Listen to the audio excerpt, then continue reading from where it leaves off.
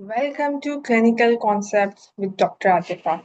Today we will discuss Kala-Patthar poisoning, also known as paraphenyldiamine or PPD poisoning. PPD is a chemical commonly found in a permanent black hair dyes.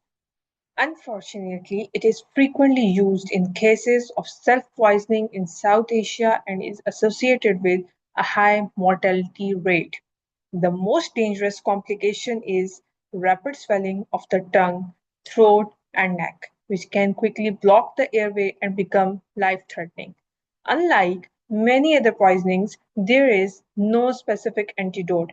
Therefore, early recognition, prompt airway management, and aggressive supportive care are the most important steps in improving the survival.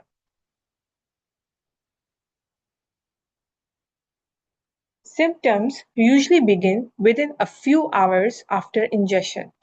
Patients often complain of a burning sensation in the mouth and throat, followed by painful swelling of the lips, tongue, face, and neck. As the swelling progresses, they may develop difficulty in swallowing, harshness of voice, noisy breathing, or severe respiratory distress. Another important feature is rhabdomyolysis, which is the breakdown of the skeletal muscles. Patients may experience severe muscle pain and weakness, and their urine may become dark brown or cola colored because of myoglobin released from the damaged muscles.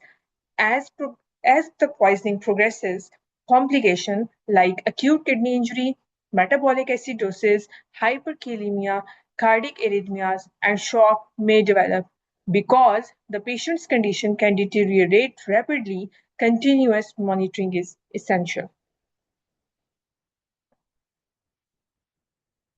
Management always begins with the ABCDE approach. First, assess the airway immediately. Since airway edema can worsen quickly, do not wait until complete airway obstruction develops. If the patient has hoarseness, stridor, rapidly increasing neck swelling, or difficulty breathing, early endotracheal intubation is recommended before the airway becomes impossible to secure. If intubation cannot be performed because of severe swelling, an emergency surgical airway like tracheostomy or cricothyrotomy may be life-saving. Provide high-flow oxygen, establish two long-bore IV lines, and continuous monitor ECG, oxygen saturation, blood pressure, and urine output.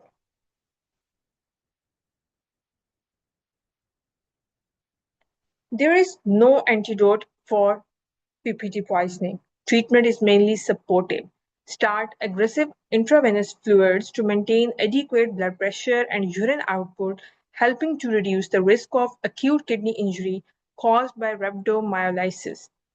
Monitor potassium levels closely because hyperkalemia can lead to fatal cardiac arrhythmias and should be treated immediately according to emergency protocols. Correct severe metabolic acidosis when indicated, guided by arterial blood gases analysis. Many clinicians administer steroids to reduce the airway swelling.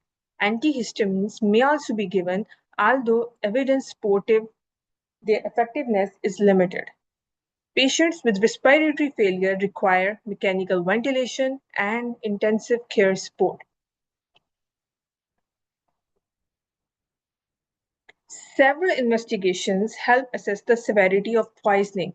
Order a complete blood count, renal function test, electrolytes, liver function test, serum creatinine kinase, arterial blood gases, and urinalysis in a 12-lead ECG. Closely monitor urine output because decreasing urine output may indicate acute kidney injury.